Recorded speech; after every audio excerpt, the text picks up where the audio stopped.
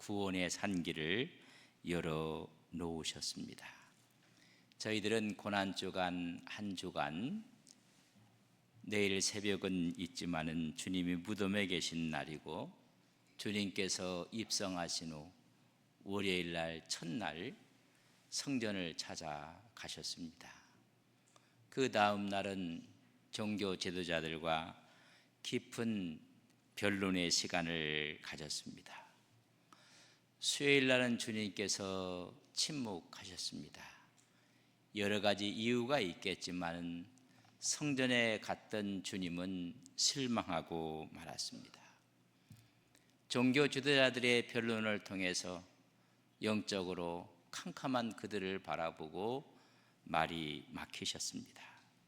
그래서 수요일 날은 하나님과 깊은 교제를 하며 침묵의 시간이었습니다.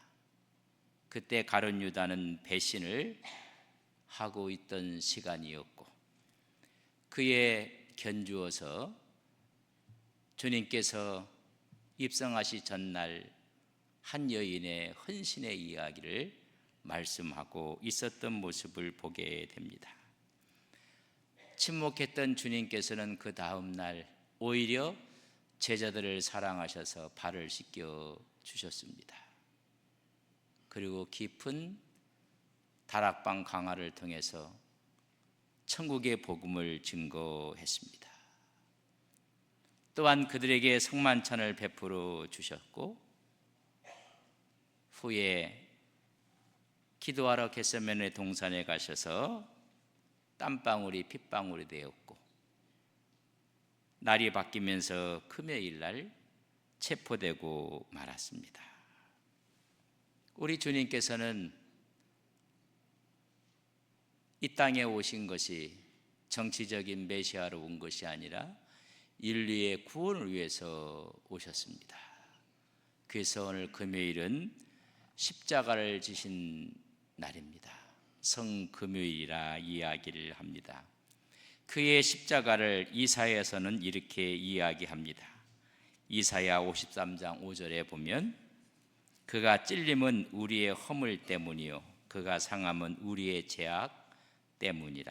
그가 징계를 받음으로 우리는 평화를 누리고 그의 채찍에 맞음으로 우리는 나음을 얻었도다. 그가 찔림으로 우리의 허물이 용서되었고 그가 상함으로 우리의 죄악이 씻겨지고 말았습니다. 오히려 주님이 징계를 받음으로 우리에게 평화가 왔습니다. 그가 채찍에 맞음으로 우리의 질병들이 낫게 되었습니다. 이것은 거룩한 막교환이 일어났습니다. 우리 주님께서 이 십자가를 지신 것이 훗날 베드로가 깨닫게 됩니다. 그 깨달음에서 썼던 말씀이 오늘 본문에 있는 말씀입니다. 우리 본문에 있는 말씀 베드로전서 2장 21절을 같이 보겠습니다. 이를 위하여 너희가 부르심을 받았으니 그리스도도 너희를 위하여 고난을 받으사 너희에게 본을 끼쳐 그 자취를 따라오게 하려 하셨느니라. 이것을 쉽게 표준세 번역에는 이렇게 번역을 했습니다. 바로 이것을 위하여 여러분을 부르심을 받았습니다. 그리스도께서도 여러분을 위하여 고난을 당하심으로써 여러분이 그의 발자취를 따르게 하시려고 여러분에게 본을 남겨 놓으셨습니다. 십자가의 고난, 십자가의 지심을 말씀하고 있으면서 이것은 너희를 위한 것이었다. 윤리를 위한 것이었고 그 고난의 길을 따라오도록 본을 보여준 것이라고 말씀해 주고 있습니다. 우리는 늘 매년 고난주일을 지키며 성금요일을 지킵니다. 왜 지킵니까? 오늘 베드로는 너희도 그 길을 따라오게 하려 함이라고 말씀해 주고 있습니다. 본을 끼쳤다, 본을 남겨주었다, 그 말은 그 자취를 따라오게 하려 하심이라. 우리 주님께서 나를 따라오거든 자기를 부인하고 자기 십자가를 지라고 말씀했던 것처럼 그 길을 따라오도록 하기 위해서 십자가의 의미와 십자가를 해석하고 있습니다. 글씨를 쓰는 사람들이 배울 때 서예 선생님이 딱 붓을 잡을 때 그 위에다 잡고 힘을 빼라고 합니다. 그리고 선생님이 쓰는 대로 따라가면 글씨체가 멋지게 됩니다. 서예를 배울 때, 글씨를 배울 때 대가의 손에 잡혀서 그렇게 됩니다. 여러분 마찬가지입니다. 그림도 대가가 그려놓은 그림 위에 대상을 하든지 그림을 색채를 하든지 그의 손길을 따라 붓갈식하고 그의 손길을 따라서 색채가 입혀지면 멋진 그림이 됩니다. 여러분 모방하는 글씨입니다. 모방하는 그림입니다. 너희들은 나를 모방하도록 본을 보였다고 말씀해 주고 있습니다. 주님이 고난을 받았던 것처럼 너희들도 고난을 받게 하기 위한 것이라고 말씀해 주고 있습니다. 왜냐하면 이 고난에 동참하는 것이 영광에 참여함이라고 말씀을 하는 것입니다. 우리 예수님께서 33년 사시면서 3년은 정말 하나님의 부름을 받고 말씀을 증거했습니다. 유대인들의 절대 다수가 예수님을 어떻게 평가했는가? 나사렛 촌놈으로 평가를 했습니다. 나사렛 촌내 출신이었고 비천한 사람으로 치부를 했습니다. 결코 그들은 메시아로 인정하지 않았습니다. 3년을 따라다녔던 제자들도 우리 주님을 잘못 이해하셨습니다. 고작 그들이 이해했던 것은 정치적 메시아로 이해를 하고 생각을 합니다. 종교적 차원의 메시아로 제자들은 생각하지 않았습니다. 그렇기 때문에 제자들의 관심사는 메시아 왕국이 오면 우에 앉고 좌에 앉고 우의정 좌의정이 돼야 그들은 그걸 탐하고 있었습니다. 주님의 십자가를 바라보고 있는 순간에도 우리 중에 누가 큰가? 큼에 그들은 서로가 여러분 논쟁이 벌어지고 말았습니다. 주님께서 죽으시고 승천하신 바로 승천하기 전에 제자들은 어땠는지 아십니까? 주님, 이 나라가 회복될 때가 언제입니까? 우리가 로마의 치하에서 해방될 때가 언제입니까? 정치적인 질문을 합니다. 사도행전 1장 6절에 보면 그들이 모였을 때에 예수께 여쭈어 이르되 주께서 이스라엘 나라를 회복하심이 이때입니까? 아니면 더 기다려야 합니까? 주님이 죽으시고 부활하신 다음 이제 승천을 앞두고 있는 그 상황 가운데서도 그들은 정치적인 생각을 합니다. 이 나라가 회복될 때가, 광복될 때가 초미의 관심사는 인류의 구원과 대속의 죽음이 아니었다는 것입니다. 현세적인 고난으로부터 빨리 탈피하고 세상적으로 해방을 얻게 돼서 부유와 자유함과 평안함을 얻는 그 해결자로 예수님을 따랐던 것입니다. 우리 주님의 이 고난과 십자가를 이해하지 못했습니다. 오늘 베드로 전서를 기록하고 있고 후서를 쓸 때 많은 시간이 흘렀습니다. 그때 가서 베드로는 깨닫게 됩니다. 예수님의 죽음은 우리의 질고를, 우리의 죄악을 짊어진 고난의 죽음이었던 것을 깨닫는 것입니다. 오늘 바로 그 말씀이 이 말씀입니다. 여러분을 위하여 고난을 당함으로써 여러분이 그의 발자취를 따르게 하시려고 그 고난의 본을 보여주신 것입니다. 해방이 아니라 죄악으로부터 구원하기 위한 십자가의 고난인 것을 깨닫게 됩니다. 고난의 가치를 깨닫고 그 길을 따르라는 것입니다. 예수님의 고난의 동참자가 되라는 말씀입니다.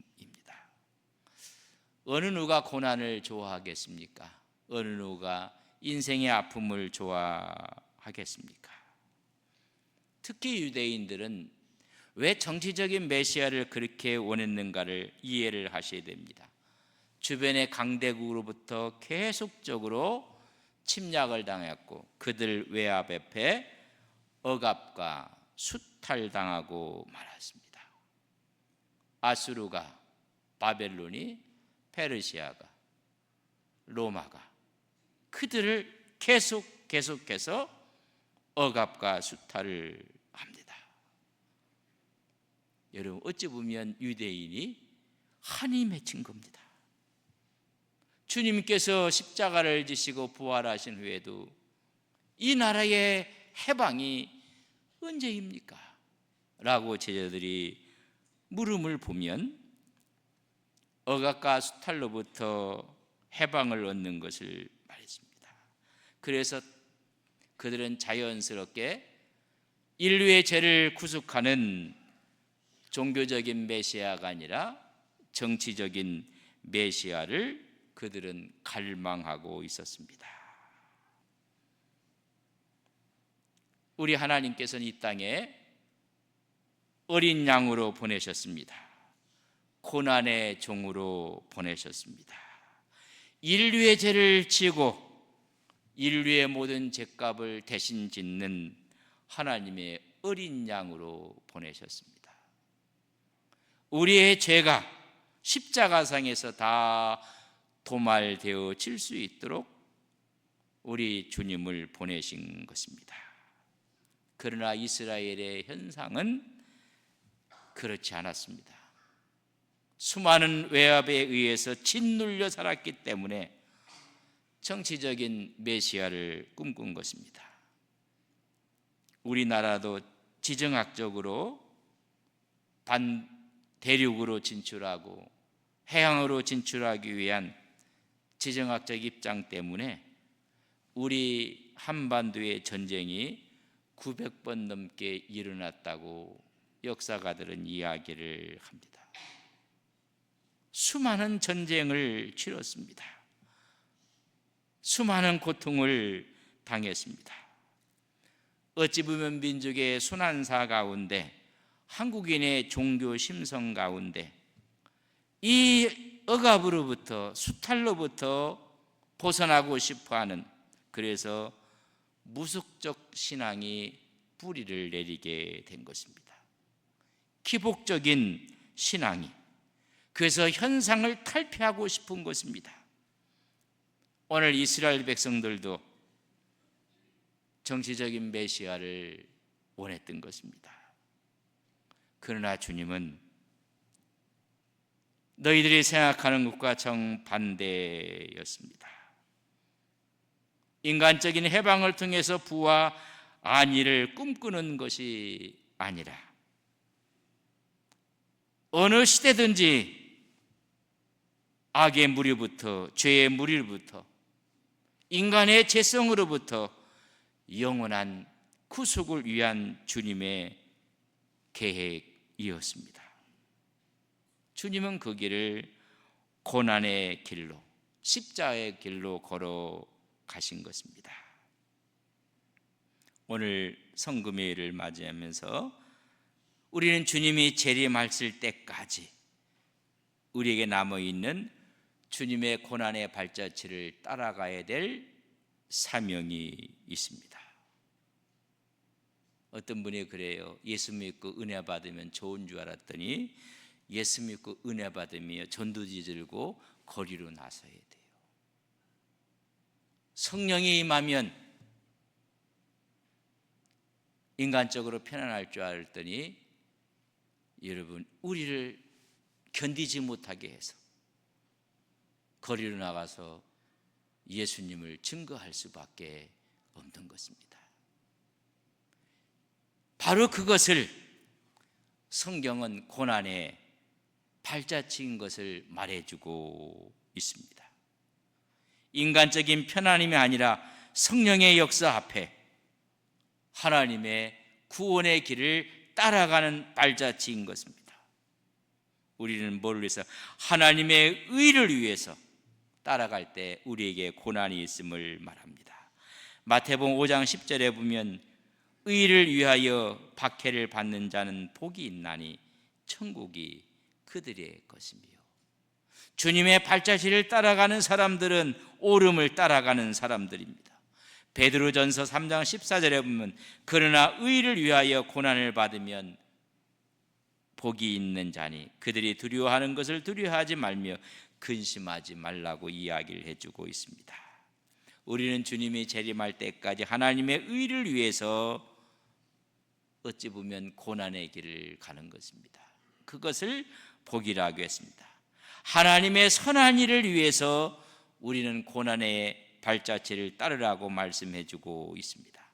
베드로전서 2장 20절에 보면 죄가 있어 매를 맞고 참으면 무슨 칭찬이 있으리요, 그러나 선을 행함으로 고난을 받고 참으면 이는 하나님 앞에 아름다우니라. 여러분, 선을 행하고 아름다움을 행함으로 오히려 고난의 길을 가라고 말씀해주고 있습니다. 베드로전서 3장 17절에 보면 선을 행함으로 고난받는 것이 하나님의 뜻일진데 악을 행함으로 고난받는 것보다 나으니라. 하나님의 의, 하나님의 선하심을 따라가며 그의 길을 따라가는 사람들이 고난의 발자취를 밟는 하나님의 백성들인 것입니다. 이제는 예수를 위해서 고난을 받는 것입니다. 마태복음 5장 11절에 보면 나로 말미암아 너희를 욕하고 박해하고 거짓으로 너희를 거스려 모든 악한 말을 할 때에는 너희에게 복이 있다. 그 길을 따르라고 말씀해 주고 있습니다. 주님을 위해 의와 선을 위해서 따라갈 것을 말씀하고 있습니다. 주님이 주신 은혜 가운데 이제는 그 고난의 발자취를 따르는 자들에게는 의를 위하고 선을 위하고 주님을 위해 따라가는 사람들은 하나님의 뜻을 이루는 사람들입니다. 하나님의 뜻은 주 안에서 항상 기뻐하는 것입니다. 쉬지 않고 기도하는 것입니다. 범사에 감사하는 것입니다. 이는 그리스도 예수 안에서 너희를 향하신 하나님의 뜻입니다. 주님의 고난의 발자취를 따름으로 하나님의 뜻을 이루어 나가는 믿음의 귀한 종들이 되시기를 주님의 이름으로 간절히 축복합니다.